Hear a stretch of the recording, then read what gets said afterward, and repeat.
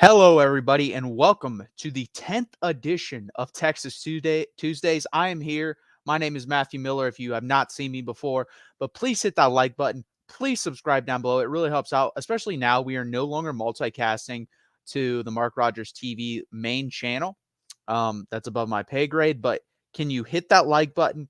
Hit the subscribe button. We still are part of Mark Rogers TV, as you see at the voice of college ball down there below. So please hit that like button, subscribe if you want to help out Mark as well. Please go to the Big 12 channel as well, which I'm multicasting on, and hit the like button and subscribe there as well. We're trying to grow that brand so you can see my beautiful or ugly face, whatever you consider it, every Tuesday and Saturday talking Texas football before the game for Tuesday, after the game for Saturday. Stick right here with us. Guys, we have been breaking down each and every room in the Big 12. We've gone through the quarterback room, the wide receiver room, the running back room, the offensive line room, the defense or the linebacker room, the secondary room, the special teams room. We've gone through the head coaching room. Now, it's the defensive line rankings, and then I will break it down, my predictions, and then what I did, guys, like I said I would do. I ranked every one of the position groups. I added it up. Whoever had the lowest points came in first. Whoever had the most came in last. And I want to see how close my predictions are to what those say as well. So we're going to be talking about that. We're also going to be talking about college football playoff predictions, mine, who I think is going to win the Heisman Trophy, and who I think is going to win the national championship. We're going to have all that here today on the Texas channel. And then Saturday, I will be here for the Rice game after the game. And guess what? 2 weeks or a week from Saturday, a week and a half from today, we will be here for Alabama after the game, no matter what, win or lose. I think I'm going to wear this jersey every time we play. So hopefully it's good luck this year. I think I've worn it twice the past 2 years, and we've lost both times, but I'm doing it. I'm trying to break that curse. I'm here to break that curse. So again, this is Texas Tuesdays live, so please hit that like button. Please subscribe down below. Let's jump into this, guys. Defensive line rankings. Defensive line rankings were hard to me, and a team surprised me. Cincinnati's going to be ranked very highly here. But number one, the boys, Texas Longhorns, number one. We got Barron Sorrell and Justice Finkley at the defensive edge position. I expect Barron Sorrell to even have a better year than last year, where he had 9.5 tackles for loss and 5.5 sacks. We got Tavondre Sweat coming back along with Byron Murphy, who I expect to break out this year. He only had 3 tackles for loss. I expect that to be doubled. He only had 1 sack. I expect it to be double or tripled. I think he's going to be an absolute force on the defensive line this year. Another guy to watch out for is Alfred Collins. He has all the talent in the world, guys. All the talent in the world, but he has yet to break out. I think that's another guy looking forward to. Next up, Ethan Burke is someone else to look forward to. The freshman, I think, is going to get a lot of playing time, or he might be a sophomore, but either way, he's a guy that has come into the class as kind of a raw prospect, but he's someone with a very big motor, and I think Texas is going to utilize that well. I think you'll see him play a little bit. So that's why I have Texas here mostly is the depth, because the top end here, guys, honestly, there's 3 or 4 teams that can compete with that. It's the depth, again, that brings Texas or pushes them ahead. Next up, we do have those Cincinnati Bearcats. They're not ranked very highly basically anywhere else other than maybe special teams. I think there were 7 or 8. Everything else was below 10. But they do have a good defensive line, and that needs to be brought up with this guy, Dante Corleone. He's the best defensive lineman in the Big 12. 45 tackles, 5.5 tackles for loss, 3 sacks. I expect those numbers to go up. He's very good. He made the Big 12 all Big 12 preseason team. You also bring back Jawan Briggs with 61 tackles and 3 sacks, and then Eric Phillips is that other defensive end position. So Cincinnati gets their highest rankings when we come and break down each room. Number 3, Oklahoma. They have Mason Thomas, 7 tackles, 1 tackle for a loss, only half a sack last year. He is a sophomore. He was a high 4-star recruit. Really didn't play much last year. Apparently, he's breaking out in the spring and fall camp. I expect him to do better this year. I think he'll be one of their best players in the defensive line room, if not their best. They also get a Wake Forest transfer and Rondell Boythroyd. He was actually really good with Wake Forest. 30 tackles, 8 tackles for loss, 6 sacks. So I expect him to play well there too. And then a Tennessee transfer who really doesn't have much playing time in Dejon Terry, only 16 tackles. And you also have Jonah Lalu.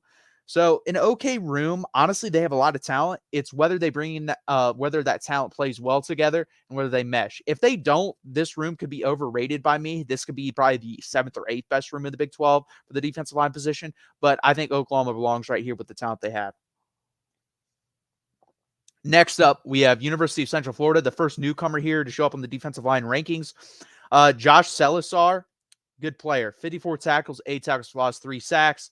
They also bring back Tremont Morris, 52 tackles, 13 tackles for loss, 6 sacks. Defensive tackle, or that was defensive end, sorry. Defensive tackle Lee Hunter and Ricky Barber back at defensive tackle. So they bring back 4 pretty good players. Honestly, if we're just going off of productivity, you have a case here for the number 2 room, maybe even number 1, honestly, with productivity. But I go by top-end talent plus productivity, and the problem is with that, guys, they played in the AAC. The Big 12 is better in the AAC, so you have to knock them down for that. They could play up to that potential, though, what they did in the AAC. So we'll see, guys, but I have them ranked number 4 for right now. That would be UCF. Number 5, Texas Tech. They bring back Miles Cole. He is probably their second best player on the defensive line. Or no, he didn't have much last year, guys. Only 12 tackles, 2.5 tackles for loss. Their best player is defensive tackle Jalen Hutchings, 50 tackles, 5.5 tackles for loss, a sack and a half. And then Tony Bradford, also very good, 9 tackles for loss, 5.5 sacks. Their defensive tackle position is definitely the strong point here. The defensive end position is weak with Miles Cole and Steve Linton, who's actually a transfer from Syracuse and played mostly linebacker. So that's going to be interesting with this hand in more in the ground now. See how the productivity is there. Honestly, didn't really produce much as a linebacker. 22 tackles, 6 tackles for loss, 3.5 sacks. I didn't know if Syracuse played a 3-4 and he was rushing most of the time. Either way, he'll probably be asked to rush the passer more than he was at Syracuse since they play a 4-3. Next up at number 6, we have Kansas State for the defensive line rankings. They bring back Brendan Mott with 31 tackles, 6 sacks. Defensive end Khalid Duke, 44 tackles, 5 tackles for loss, 3 sacks. And then Uso Sumalos, I think that's how you pronounce the last name, Sumalos, 5 tackles, 2 tackles for loss, 0 sacks. Really no productivity there. Next up, we got Houston at number 7.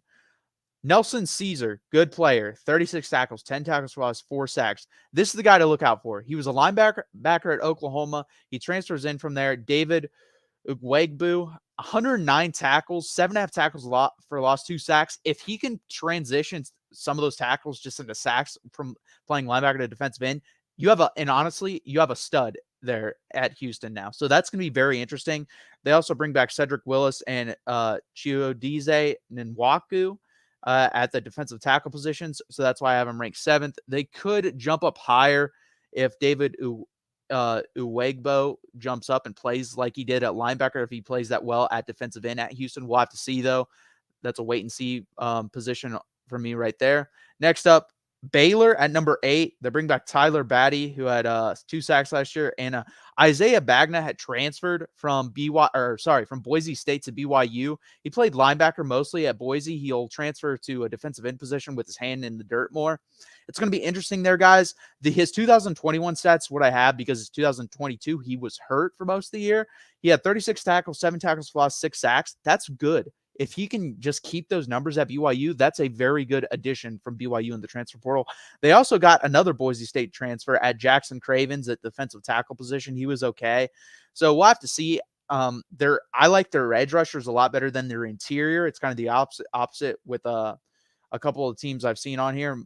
Everyone seems to be pretty strong in the middle and then kind of weak on the outside. I think the BYU is kind of weak in the middle, but strong in the outside at the defensive line position.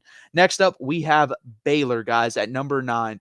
They're the weak point in their defense for the most part. Defensive end TJ Franklin's back. Not much production there. He did have 7.5 sacks, so that is good 1.5 sacks. So he's going to have to increase that. And then Gabe Hall is the other guy they brought back. Playing the 3-4, this guy that I'm about to name didn't even play. Trey Emery was a redshirt freshman. He has no stats to his name. We'll see what he does there for Baylor, but that's why they're ranked 9th. You can't have a guy on your defensive line that barely played, didn't play at all. And then the guys that did play, the 2 guys that I mentioned, didn't really produce that much, so that's going to be interesting. Next up at number 10, we do have TCU. We have Timon Mitchell, 20 tackles, 3.5 tackles for loss, 3 sacks. Marcus Deal, he's a freshman defensive end. He chose TCU over the team that beat them in the national championship game in Georgia. So that's a very big get for TCU. We'll see how he comes in and plays his freshman year. This is definitely the weak point of the TCU defense. We have, like I said, going through these rankings the last 2 weeks, especially on the defensive side, TCU is better than I gave them credit for, the talent that they have, especially in the secondary and linebacker group. I think they're going to be very good on the back. It's going to be this front group, but this front group can be average. Honestly, if they can be the 7th or 8th best room, I think TCU's got a real shot at making the Big 12 championship game. Now, we're going to get into my predictions later on that. I'm just going to let you know right now, I don't have them there. I didn't even have them there like a month ago, but then diving into the room, I think they have a better chance than I gave them credit for about a month ago, but they're not going to make it in my rankings when we do get there. Next up at number 11, we have Oklahoma State, who is just a kind of a shit show, honestly, all around.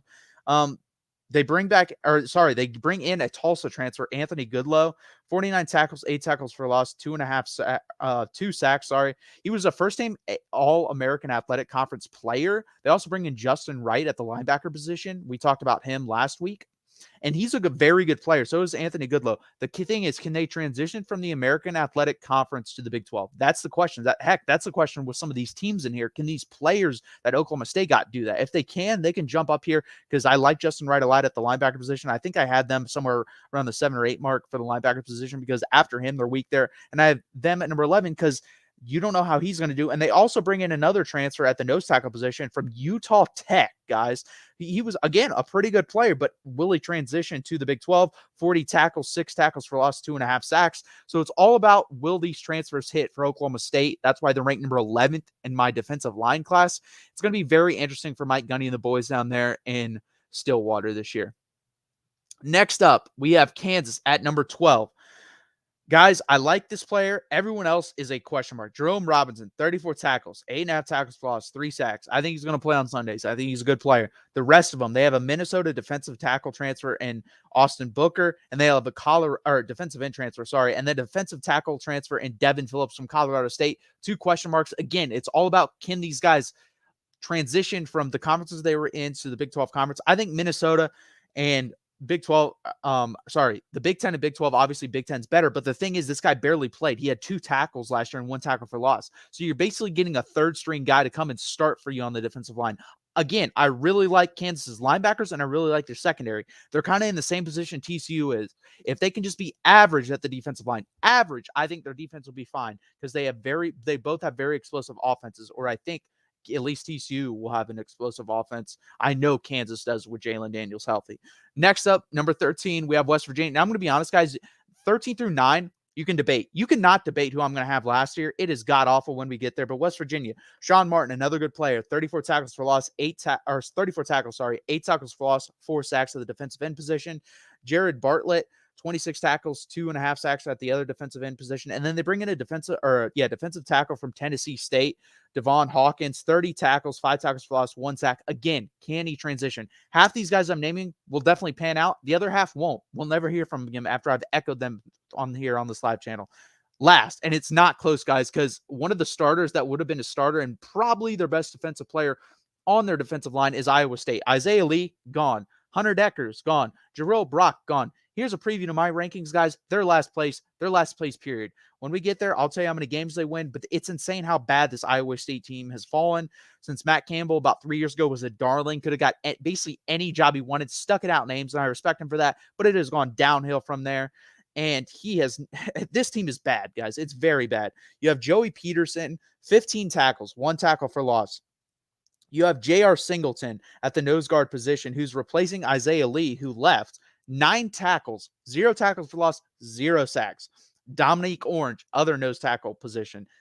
8 tackles, 0 tackles for loss, 0 sacks. This is a god-awful defensive line. This is a god-awful team. They're going to be the worst team in the Big 12. If Iowa State isn't the worst team in the Big 12, that means other coaches didn't do their job, and it means Matt Campbell did a very good job, because this team is terrible. They're worse than every other team, and it's really not close. And we'll get to that when we break down the standings. I'm going to jump into the one comment I do have. And like I said, guys, can you please hit that like button? Please subscribe.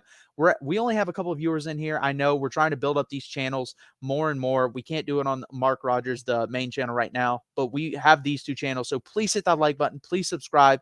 Get people in here. I love to talk football. I want you guys to comment. I want to have a discussion.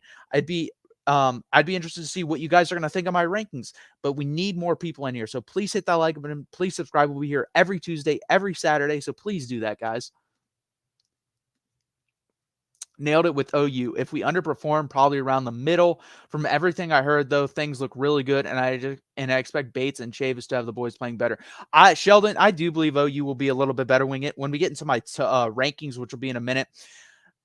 I think I'm fair on Oklahoma. I really do. I don't think your guys' record will be better than your team, though, because your schedule is abysmal. It's very easy. Honestly, if you don't win at least 8 games, and this is kind of a little sneak preview, Brent Venables should be in the hot seat. That's how bad the schedule is. You guys have the talent to win how many games I'm going to have you winning, if not more. So we'll see when we get there, and we're going to get there actually right now after I take a sip of water out of this beautiful, beautiful, beautiful Texas Longhorn cup. Okay. So remember, I broke down every room. What I did was I added it up, put points next to it, and then I also broke it down by the average. So guys, just based off of the rooms, remember, this is me adding them up. Lowest points makes you the highest place team. Highest points makes you the lowest place team. The top 4 teams, when it came down to breaking these rooms down, Texas 1, Kansas State 2, Oklahoma 3, Kansas 4. I know that sounds crazy, but that's what I have it. I had Texas with a total of 22 points, by far the lowest. Kansas State with 44 points, Oklahoma with 50 points, Kansas with 57 points. It's very close between 4 and 8 guys. Only 7 or 8 points separate those teams. So let's get into that next group.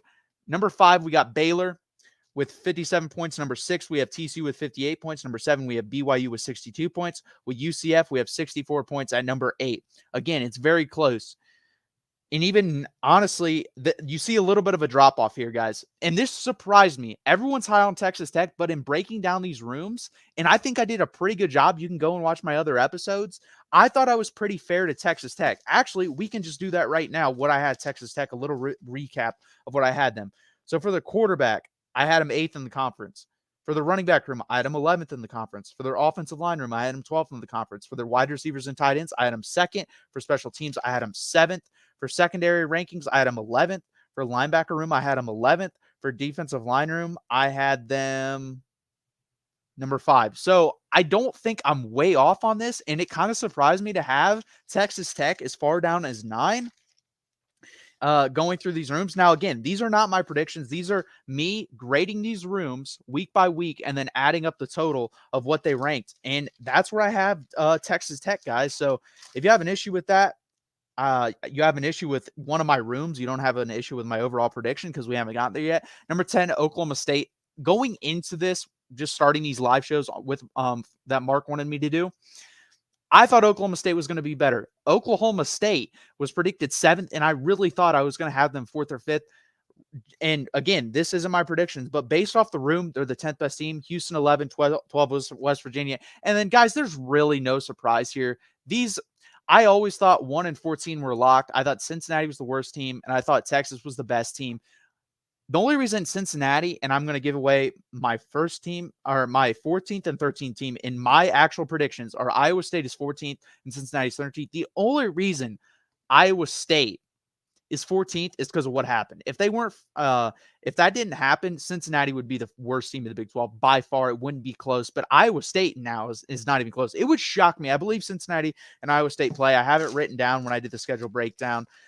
Cincinnati should wipe the floor with Iowa State. Iowa State is not a good football team, guys. Not a good football team at all. And they do play the 7th, or it's the 8th game of the season. They should beat them, guys. I think Cincinnati wound up being the 2nd worst team in this conference. Now, again, I broke down every room. I ranked them. I added it up. The lowest was the best team. The highest was the worst team. That's what we did. These are what I believe. This is what I believe will actually happen. These are my predictions. This is what I believe. I'm breaking down the room, and then we're kind of close on some things. On other things, we're not. And we're going to get into it right now. 14-13 doesn't change. Iowa State's the worst team in my rankings. Cincinnati's the best team. Let's go 12 through 9. Houston, number 12. Just like the rankings that we just did, I believe. West Virginia, number 11. I do believe West Virginia goes 5-7, 3-6 in the conference, just like Houston. Cincinnati, I have 3-9, and then 1-8 in the conference. Iowa State, I have 2-10 and 0-9 in the conference. I believe Iowa State's only wins are, I believe, versus Northern Iowa and Ohio. And let me tell you, they could lose one of those games. They could easily be 1-11 at the end of the season. It would not surprise me. Next up, we have Oklahoma State at 9, finishing 2 places below where they're projected in the Big 12 preseason rankings. Number 10. Number 9, we have BYU. I thought I was going to be higher on BYU. Then I broke down the schedule. I'm 6-6, 4-5. I have them ahead of Oklahoma State because I have them beating Oklahoma State. Next up, this is where we're going to start to see some surprising teams, guys. According to you guys, you'll probably might get angry at me. We'll have to see. And we'll actually jump into your comments real quick. Mike says, yo. Thank you for being here, Mike. Please hit that like button. Houston is below West Virginia. I think West Virginia fires their coach midseason and does even worse. I have West Virginia, Houston with the same record. I think the reason I have it, let's check here. I have West Virginia beating Houston. That is the reason I have Houston below West Virginia. But they're the same record, 5-7, 3-6 in the Big 12. I think they're equally as bad teams. I think they'll be a close game. And that's a toss-up game. So if you want to argue with me on that, that's fine. But I think it's a toss-up game. I think I'm pretty fair with that. You're going to hate these next couple ones most likely. So 8 through 5 in the Big 12 for this year. I have UCF 8-4, 5-4 in the conference. I have TCU 8-4, 5-4 in the conference. I have Baylor 8-4, 6-3 in the conference. And I have Kansas State number 5, 8-4, 6-3 in the conference. So, guys, if you are good at math and you're good at narrowing down the teams, you know my top 4. My top 4 in no particular order. I'm going to put it up there in a second, but I'll let you guess how I have it. Oklahoma, Kansas, Texas Tech, Texas. If you want to put in the comments what you believe I have the top 4 being in the Big 12, go for it. I think I'm going to shock you guys. I really do. We'll have to see, though. Maybe I'm not as high on some teams as I think. Maybe I'm not as low on some teams as I think. Maybe you guys are on par with my predictions. We'll have to see.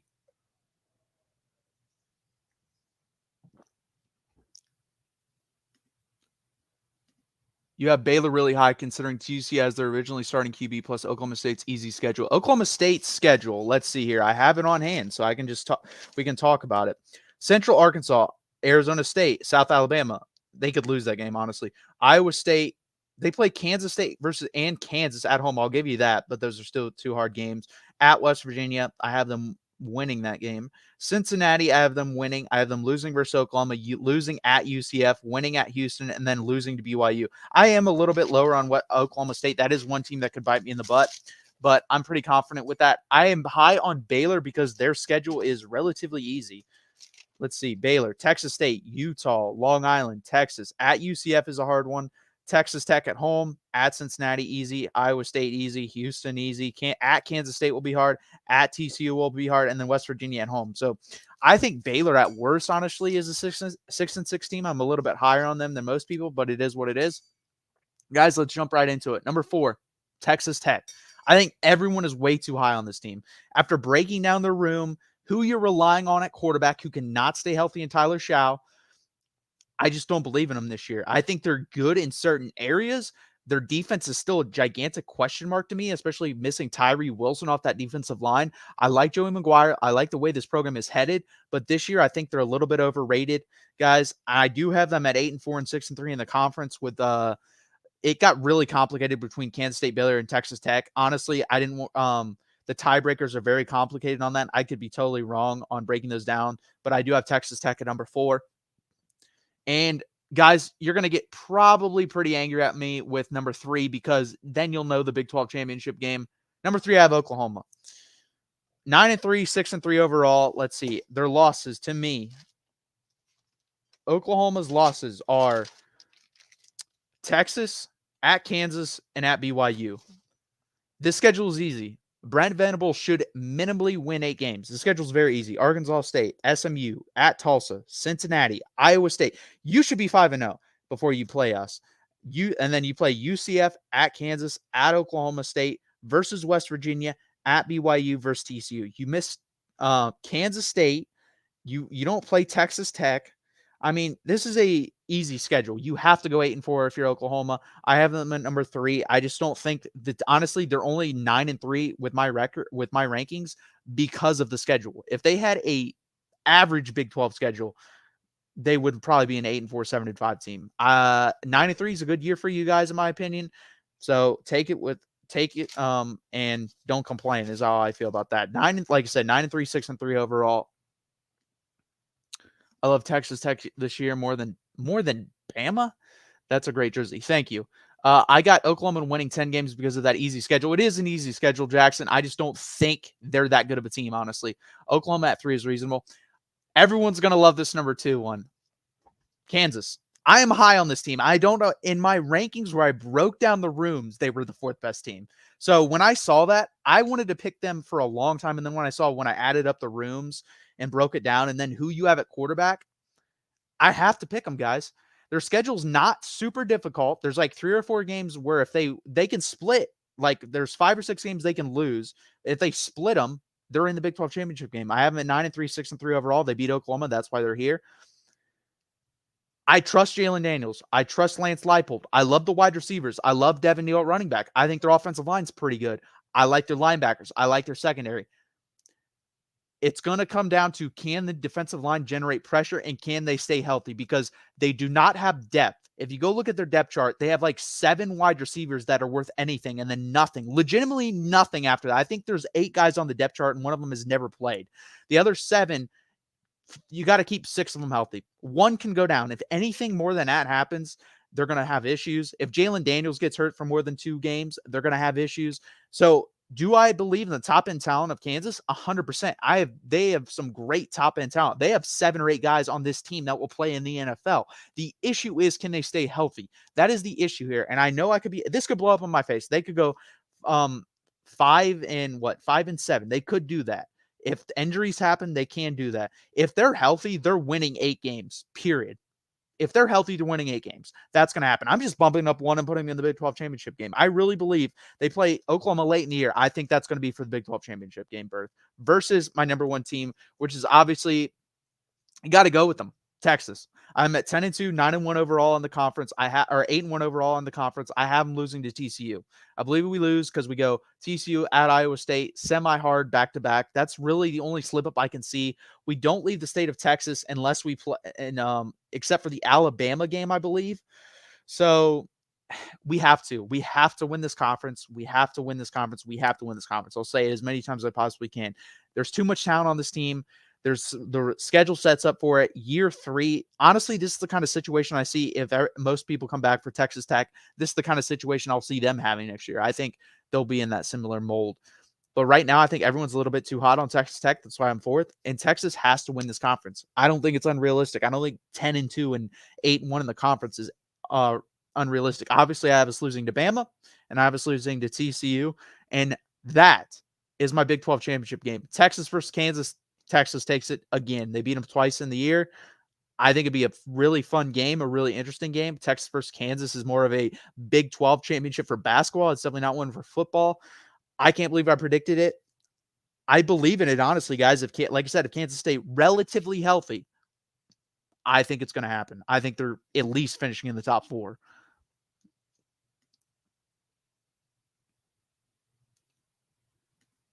Ooh, Jackson has Kansas beating Oklahoma in the Big 12 championship game.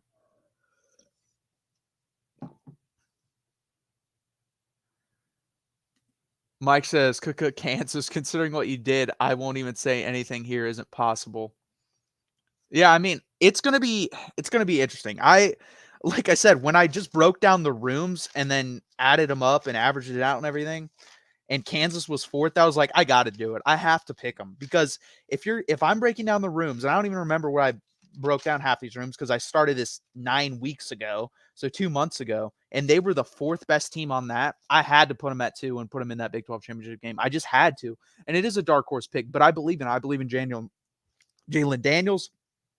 I believe that the safety that they have, and I believe his first name is Benny. His first name is Benny. His last name is Logan. They have a linebacker in Young. I forget the first name. I'm bad with first names. Remember last names very easily. Devin Neal, obviously, Lawrence Arnold at wide receiver. They have a lot of top end talent. There's 6, 7, 8 guys on this team that are going to play in the NFL.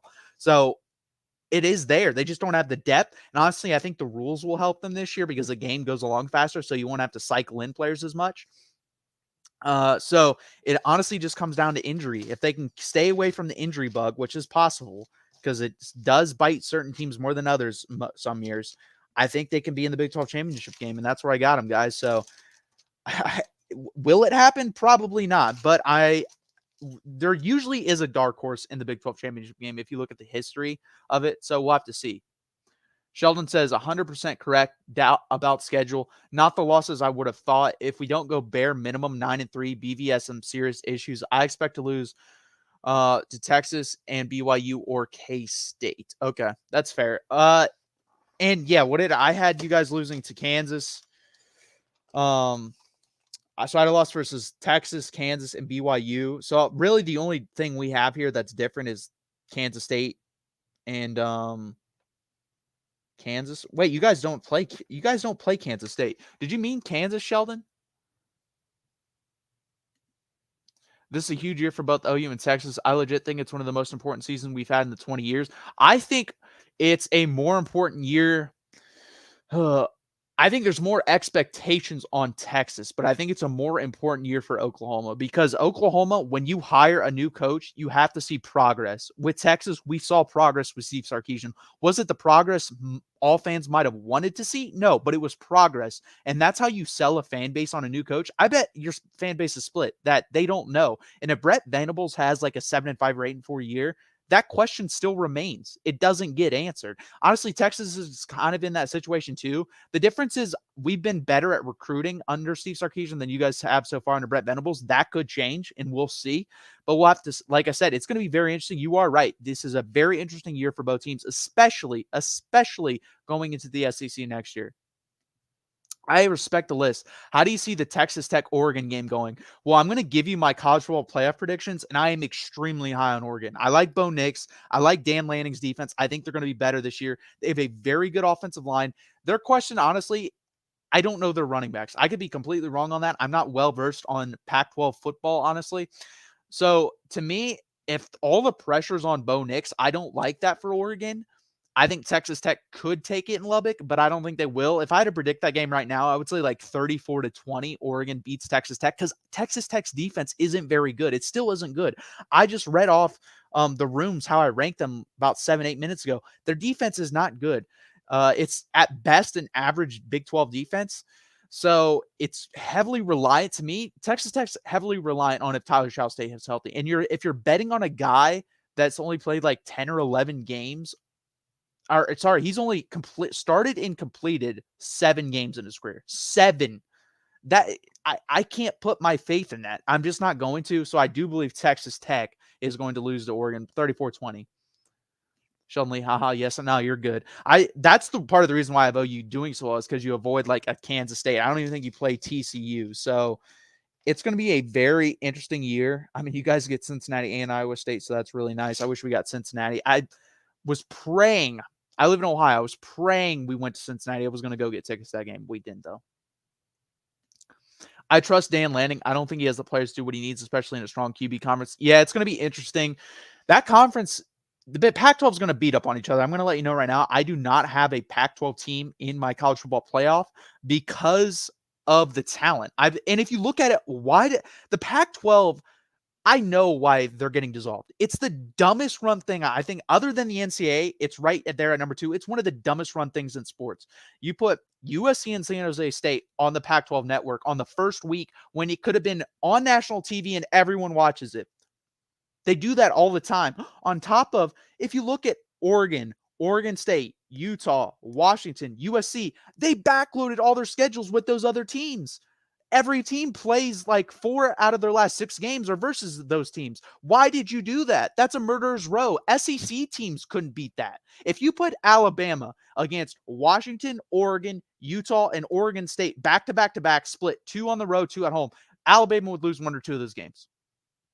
Alabama would lose 1 or 2 of those games. Why do you do that? Split it up, for God's sakes. It doesn't make whoever made the schedule is a moron, and I'm glad the Pac-12 done. They don't deserve to be around because of the stupid mistakes they made. Everyone feels bad for them. I feel bad for the individual teams. I don't feel bad for those fans because they don't care. I don't feel bad for the people that created the conference and managed the conference because they did a god-awful job. It's unbelievably asinine to me. You might have the second best conference in America, but you're not going to be represented because of what you did with the schedule. That's what's going to happen. I'm telling you that right now. That's my prediction. Corey, I see Oklahoma's defense being as poor as last season. The secondary has brought in enough help to change it for the better. Plus, will they get a push from to collapse a pocket? Never getting sacks. Yeah, their defensive line is like Sheldon said. I have them ranked number 3, but that's based off talent. That's not off production. If they hit with that talent, Malcolm Thomas, the sophomore 4-star recruit, if he plays very well, if he becomes a stud, then that can change. But I agree, they're not good at wide receiver. No offense, Oklahoma fans, you're not, and you're not good in the secondary. And I could see you being pretty good in the secondary. It's very hard for me to see them being explosive at the wide receiver position. You have a lot of guys that are possession wide receivers and really no one that can take the top off. I think if I'm Oklahoma, I rely on the run game and I try to hit as many play action passes as I can. That's how I'm winning. And I'm playing a lot of possession football. That's how their team's built. That's how they should play. We'll have to see.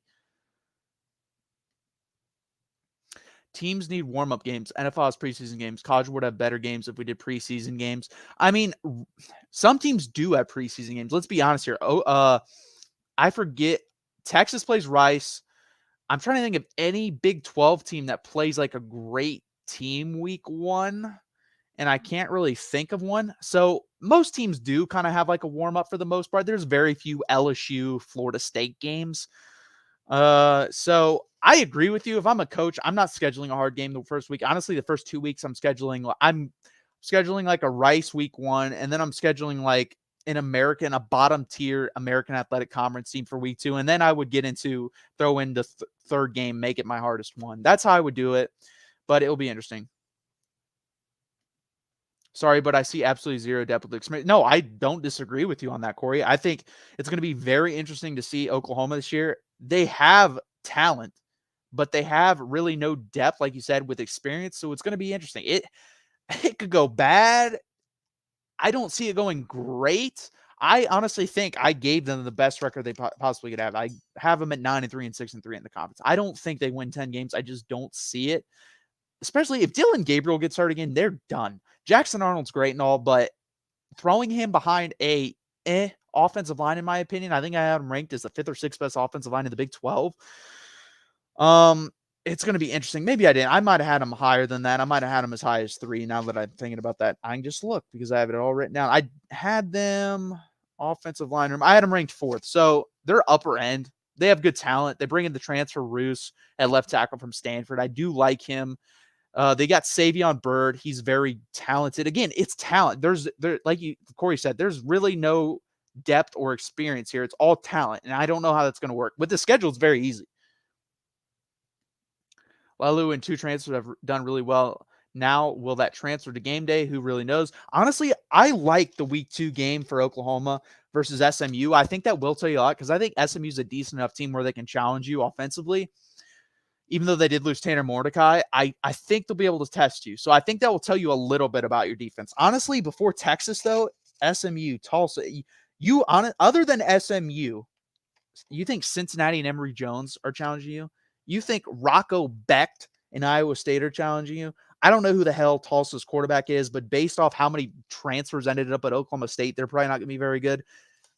That's going to be baptism by fire for Oklahoma because Texas is a much harder schedule than them. They play Baylor, Kansas, and Alabama before they play Oklahoma. Texas will know who we are when we step into the Cotton Bowl in Dallas. Oklahoma will not. They literally will not know what they have and who they are. It's going to be very interesting.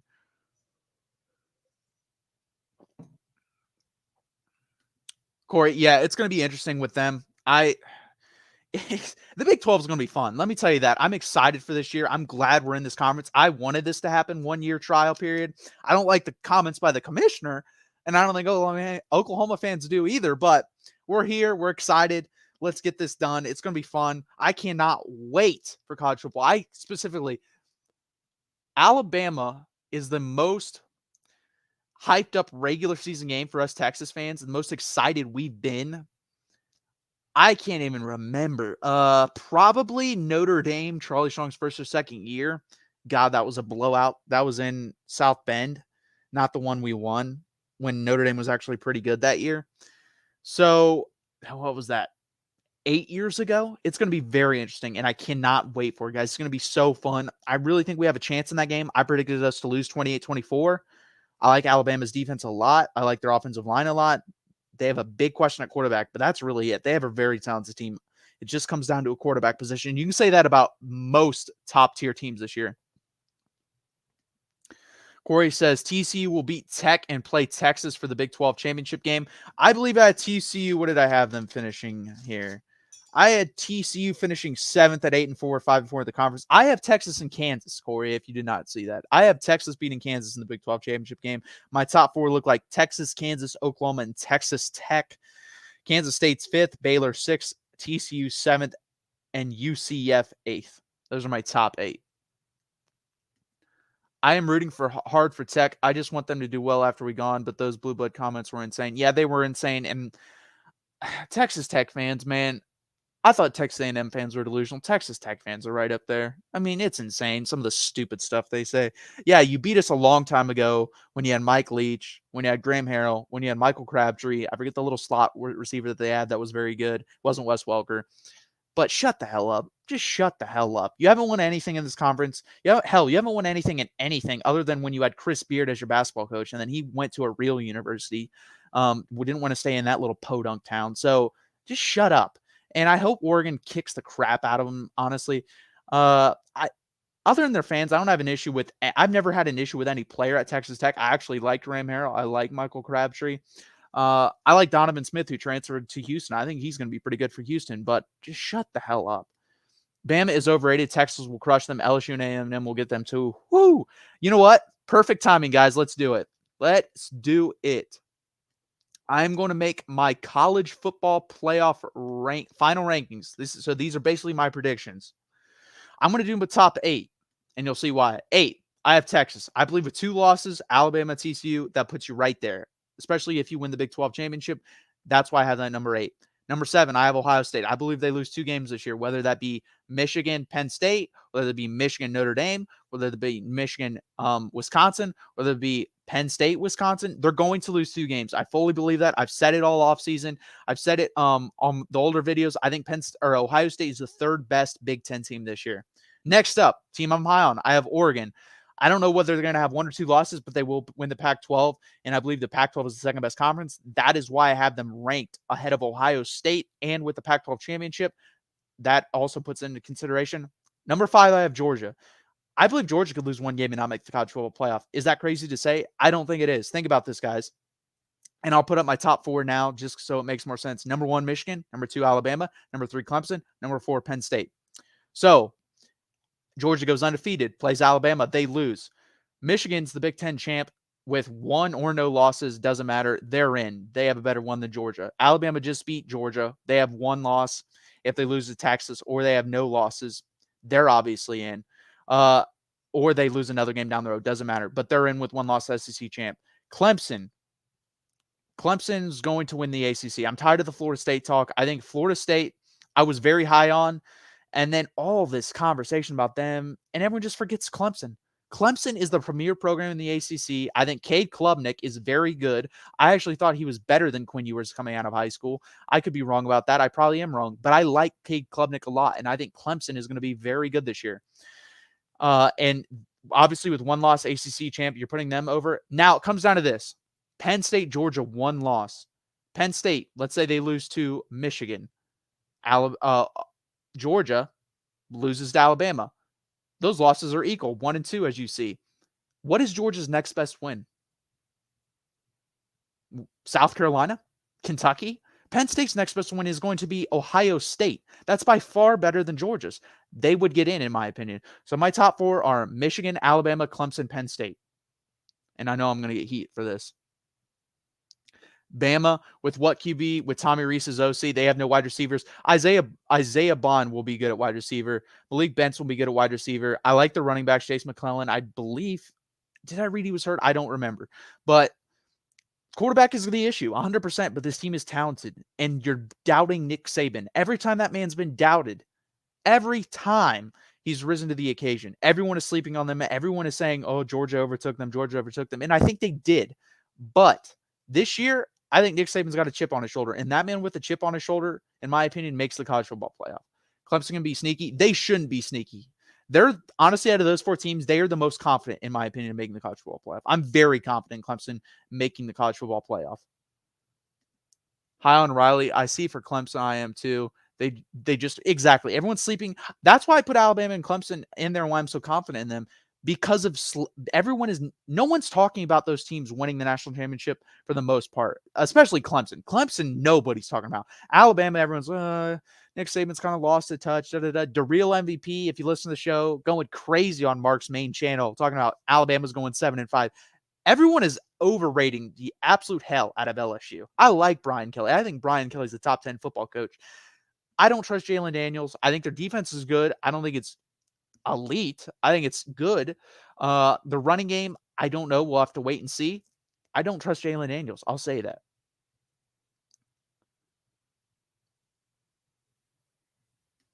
Every year Bama were not picked. They won a title. That's no joke. Yeah, that's why I'm picking them. I didn't pick them to win the national title. I will say that. I have them in the college football playoff. We will get to my national championship pick very quickly after this. Isn't their running back a freshman? Who's running back? I talked about a lot, but let's do it right now, actually. For the national championship, Michigan versus Clemson. Honestly, a very ugly jersey matchup, especially if Clemson goes their freaking ugly ass orange with that white jersey from Michigan, or if it's maize and blue. Oh, that's just an ugly combination.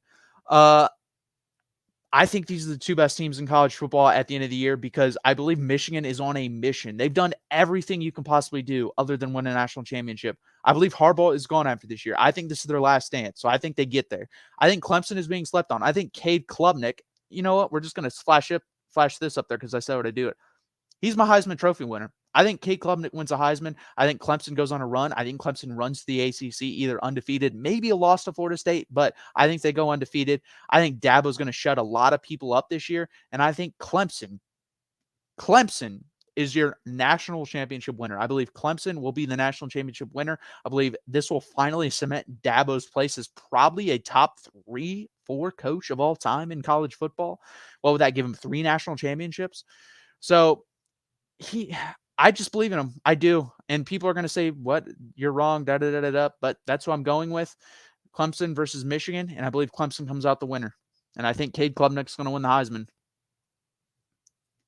Mike, LSU doesn't have to be elite, just better than last year. And last year they beat Bama with Bryce Young. Yes, they beat Bama with Bryce Young. That was at LSU. This will be at Bama. When is the last time Alabama lost 2 home games? Every one of their hard games is at home. They play Texas at home. They play LSU at home. I believe they play Texas A&M at home. They are going to beat all 3 of those teams. And honestly, if we're ranking teams based on who I think has the best chance of beating them, I think it's Texas A&M, LSU. I think LSU has the worst chance of beating Alabama this year. I have no data to back me up on that. That is just a hunch I have, and we will see if I'm right. That's what I love about this time of year. I can make predictions, and we'll see if I'm right. And I'm taking a chance with my predictions. I'm sick and tired of putting the same 4 teams in like everyone else does. And guess what? They're not even right all the time, because the last couple of years, if you go chalk, you're right on your national championship winner, but you're not right on the top 4 most of the time. So why not try to actually dive deep and try to make real predictions?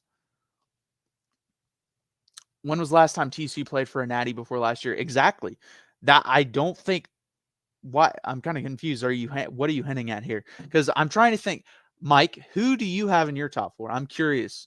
If you say Georgia, Ohio State, I'm trying to think. Clemson, Alabama. That would be like the most chalk top 4. And guess what? You're probably going to be wrong on 50% of those. 2 of them are probably not going to make it.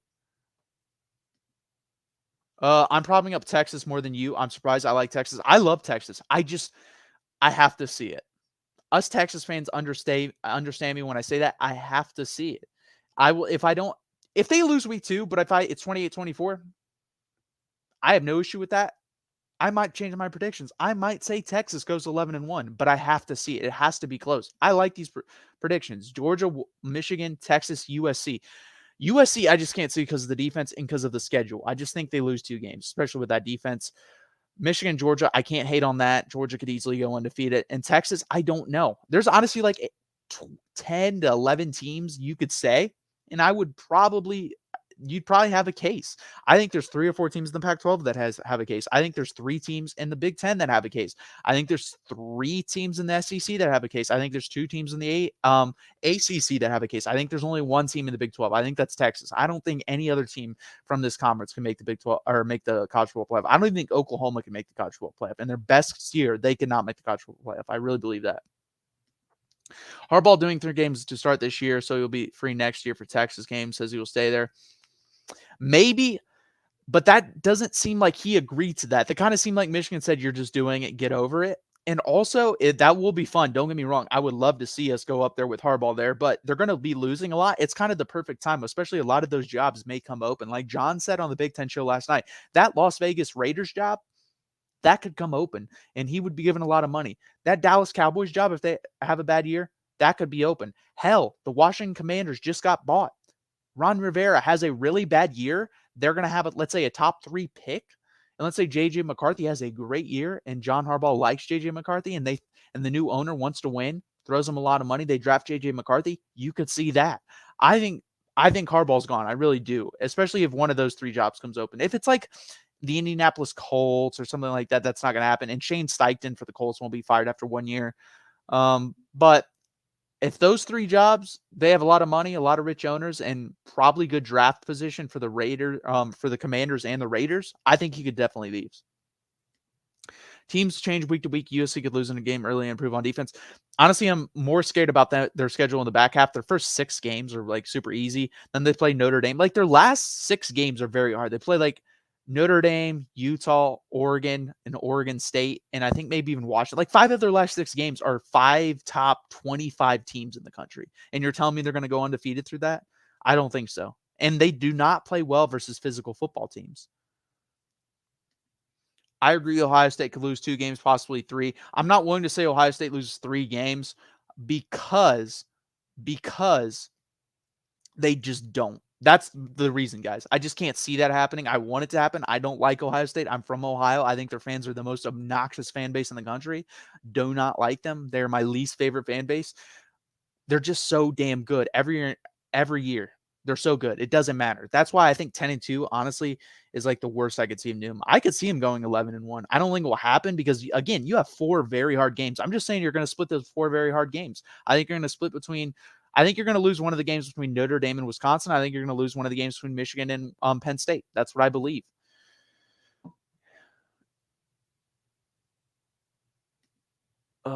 Is this Buckeye Mike?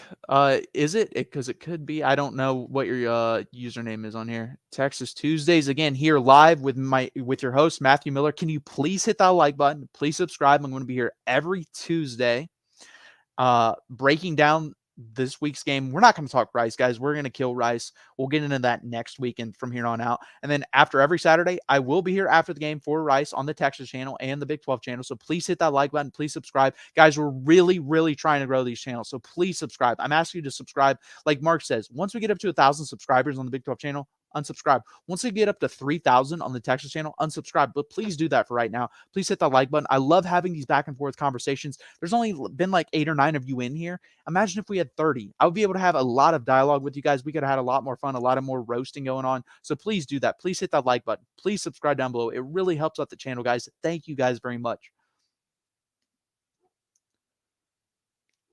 I'm not Buckeye Mike. Okay. The fact that their bye week USC is after like week 4 is absolutely insane. What the hell were they again, why? I don't after week 4 and then you go on a gauntlet of a schedule. So I don't understand it. I'm sure they'll talk about that on the Pac-12 show tonight. So guys go over and watch that. I might join on that. It's going to be fun, guys. We are so damn close to college football. We are 4 days away from Texas playing. We are 2 days away. 2 days. Not even that, a day and a half now from us watching Florida and Utah and Minnesota and Nebraska. 2 good games for a Thursday to kick off week 1 of college football. I am so excited, and I cannot wait. It's going to be so fun, guys. We have so many weeks here. Hopefully, an extended season for my Texas Longhorns. And for hopefully good luck to all your teams as well. So please hit the like button. Please subscribe down below. It's been awesome, guys. Let's just flash this up here again. I am going to put my college football playoff predictions up here one more time. I have those as my top 4. And I have Clemson is the winner playing Michigan in the big game, guys. And then for the Big 12, Texas number 1, Kansas number 2. I am locked in. Those are my predictions. Final. I will not change my mind. The offseason is officially over, guys. So lock in here on the voice of college football. Please hit that like button. Please subscribe down below. Thank you guys very much. You guys have been awesome. I will be back Saturday to break down Rice, 7 p.m., 7:15 p.m. Eastern time. So please be here. Please be locked in. Hook 'em, guys.